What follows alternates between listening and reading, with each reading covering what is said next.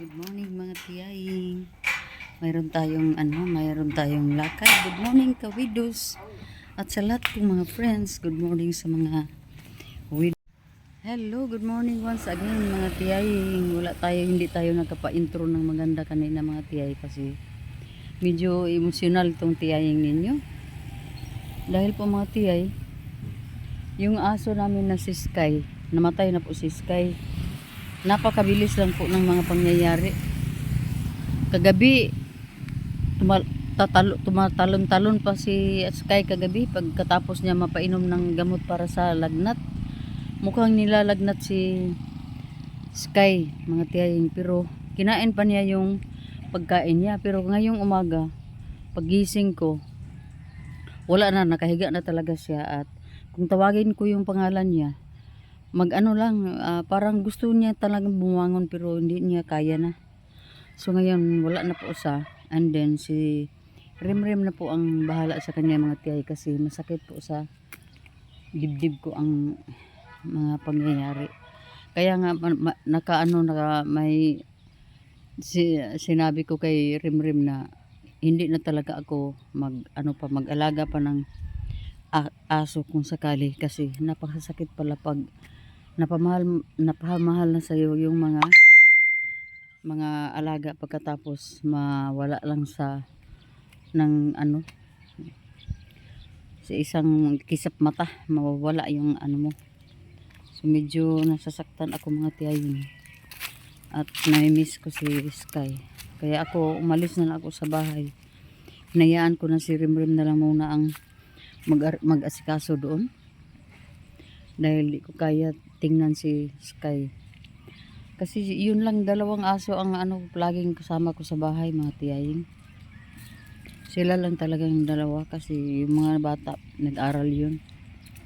At ako naman ay nasa bahay lang. So medyo masakit ang masakit ang dibdib ko mga tiyayin. So ngayon mukhang napaka-emosyonal ko talaga sa mga oras na ito. Hindi ko kakayanin tingnan si Sky. Kaya siguro uuwi ako mamaya, mga 4 PM na lang siguro ako uuwi mamaya mga tiyayin, para makapaglinis pa ako, mag-disinfect ako doon sa terrace kasi napakadumi doon. Napakadumi talaga doon sa stinihan ni sa tinulugan ni mga tiyayin ni Sky. Napakasakit ng pala. Kaya nga nakita ko daming mga video about sa kanilang mga alagang aso. Pag nawala ay parang namatayan din ng tao.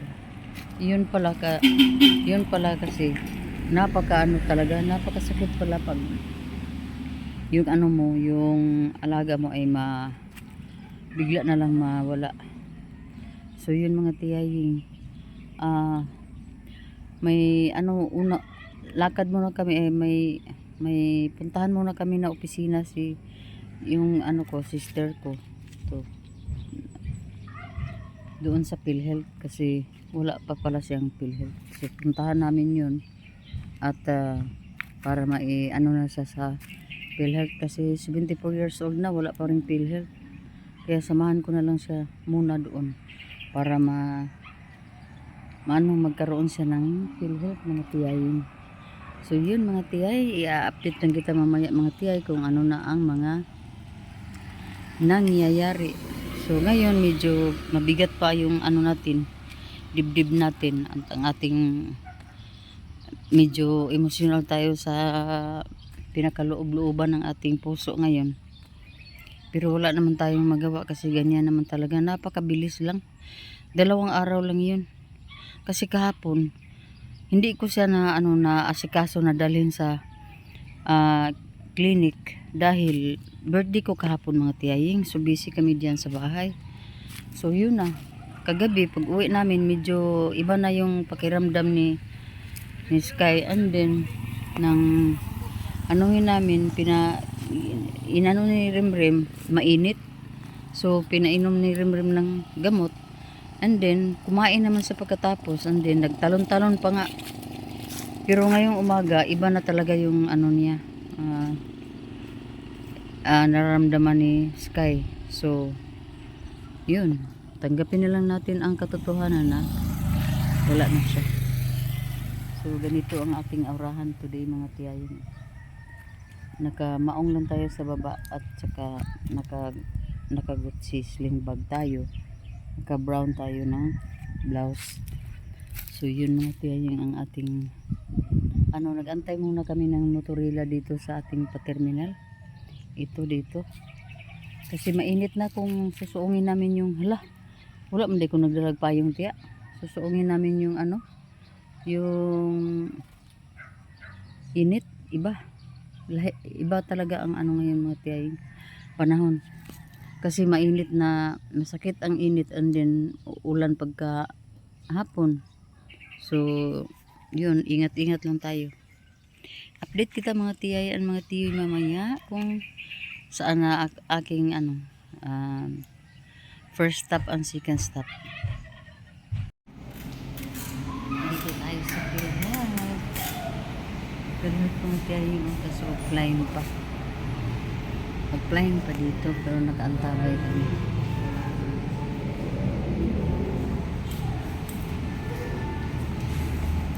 Ayan, Sister Reed. Si Sister Reed. Dito lang muna tayo. Offline is real. Offline is real talaga.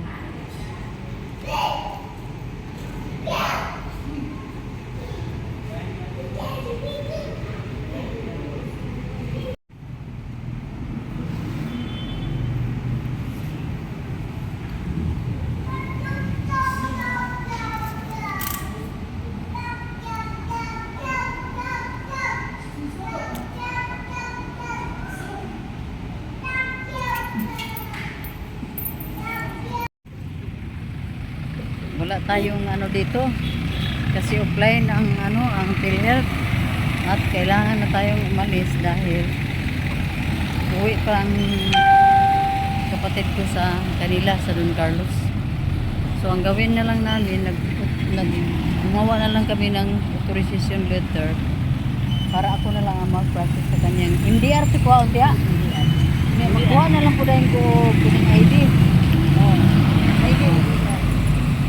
So yun ang aming gagawin mga tiyayin. Wala tayong maubos ang ating oras dyan sa loob ng PhilHealth at walang assurance na bumalik yung yung linya nila mga tiyayin. So ngayon punta na kaming terminal. And then ako naman ay proceed sa Robinson. Okay. Hello mga tiyayin. Kain tayo ng lonsones. Yan dito kami ng sister ko sa terminal dahil uuwi na siya. Yun ang kanyang sasakyan. Kadingilan. Nandito kami dito sa terminal. So yun mga tiyayin. Pagkatapos na makasakay na. Ako ay punta na naman ng Robinson. Doon tayo mag-kill the time. Pero kain muna kami ng ito.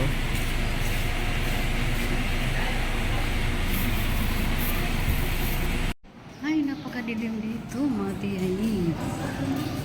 Sa terminal.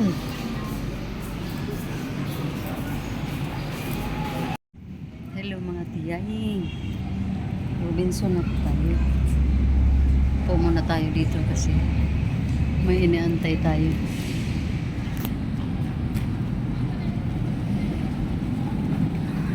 Dito muna tayo.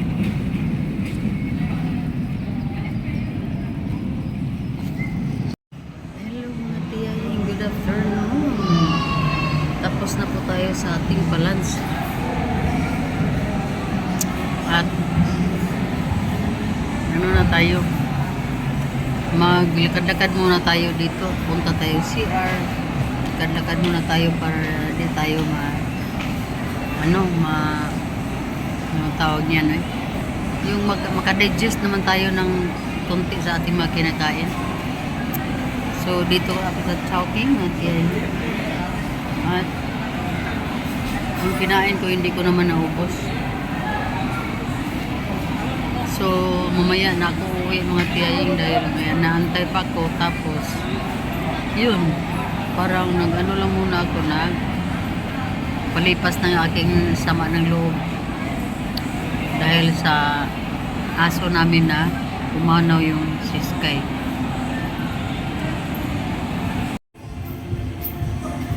Pasok tayo dito sa CR.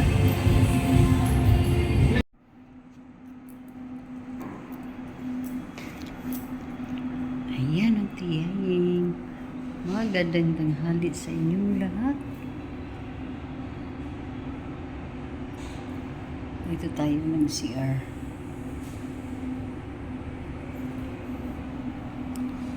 So dito tayo sa CR mga tiyaying. Tinitingnan natin ating mga ngipin kung okay ba.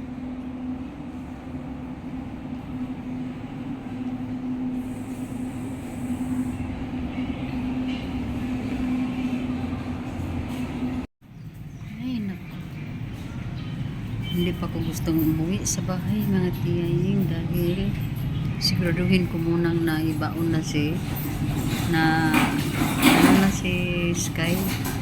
Naligpit na ni Rimrim kasi napakasakit sa puso kong matingnan ako yung aso. So dito lang muna ako mga tiyaying. Antayin ko na lang na mag-text si Rimrim na okay na. Napaka talaga hindi ko makalimutan yung aso. Siguro hindi ko pa ito makalimutan talaga mga tiyaying. Malungkot talaga ako mga tiyaying. Miss ko na talaga si Sky.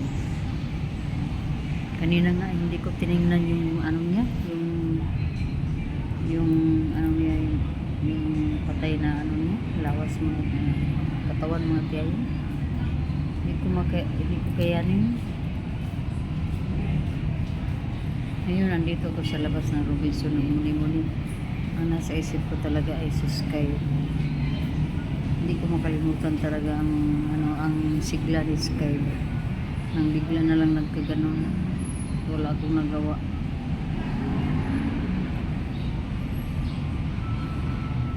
So, promise ako sa sarili ko mga tiyaying na hindi na talaga ako mag-ano pa ng mga mag-alaga ng mga ganyan aso or kahit na pusa siguro mga tiyaying. Ayaw ko, hindi ko na makaya yung mga ganun kasi hindi pala natin malaman na bigla pala sila magkasakit ng ganyan tapos napamahal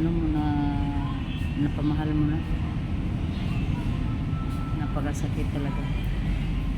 So yun mga tiyaying, ako yan dito lang sa Robinson. Wala naman talaga akong ginawa na dito. Tapos na po ako sa mga inutos ni Mabel sa akin, yung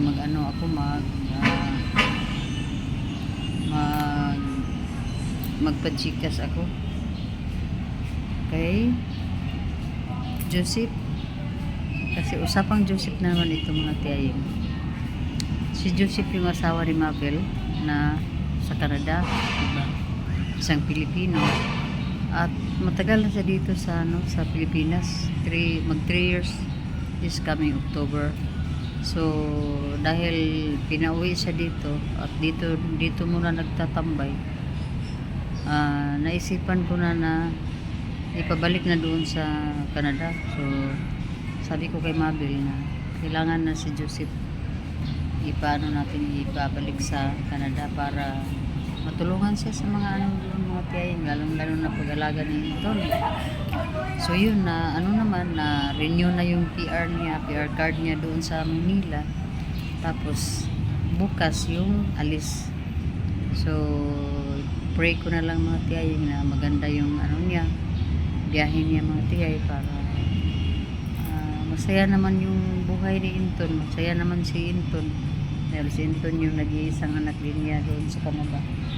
So masaya na rin ako dahil nagawa na ng paraan lahat ng mga problema at maiayos na sa wakas at pray ko na lang din sa Diyos na sana maganda ang samahan nila ng anak ko doon.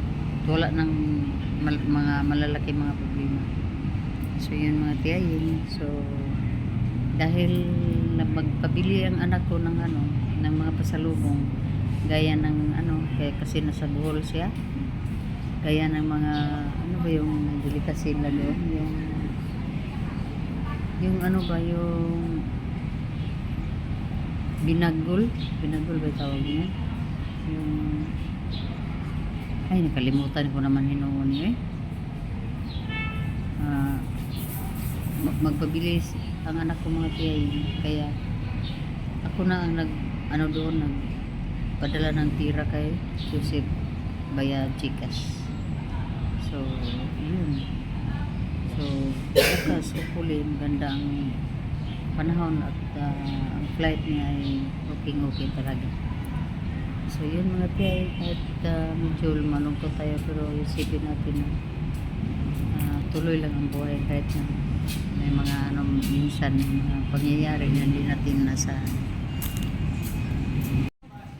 Bili tayo ng tubig kasi nauuhaw tayo mga tiyayin sa kauupo dito sa gilid dito ang banda. So balik tayo dito lang muna tayo magtambay.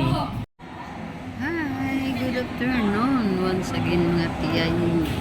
Still Robinson pa rin tayo at andito ako nag-KLD time pa rin mga tiyayin at napakainit sa labas. Pumasok na ako dito para lamigan naman tayo ng konti. Mamaya pa ako uuwi mga tiyayin kasi sabi ko mag-KLD time tayo dahil gusto natin talaga na clear na yung bahay pag uwi ko mga tiyayin. Wala na si Reverend doon. So yun mga tiyayin, mga lang tayo dito, ang mga video natin ay napaka ano ba tawag niyan mga tiyayin, kanang mubura ba? Mga short videos lang tayo dahil yan, dito tayo sa loob ng Robinson.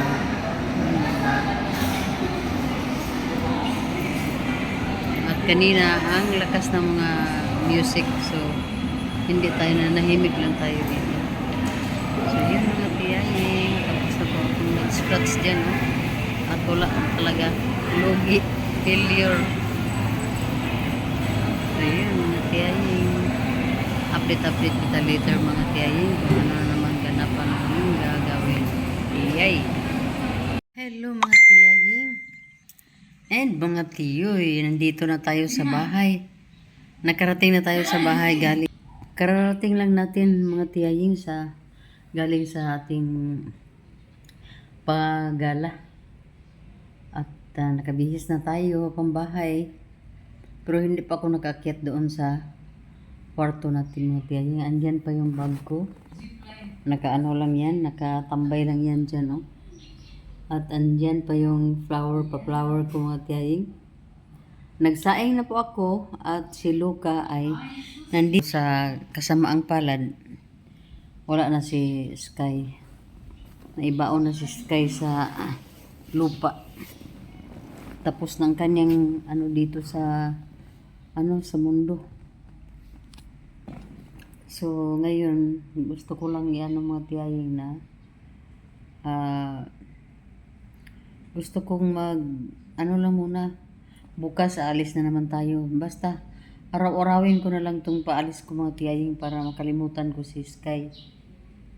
Kasi, ang lahat ng mga bagay-bagay na nakapagbigay ng bigat sa atin, tayo lang naman ang pwedeng gagawa ng paraan yan. Hindi porket dito si Sky na mamalagi ng ilang buwan at dito lang din tayo, hindi tayo maghanap ng paraan paano alis sa ating puso yung mga ano, yung mga ano natin ba, mga, ano bang tawag yan eh? Yung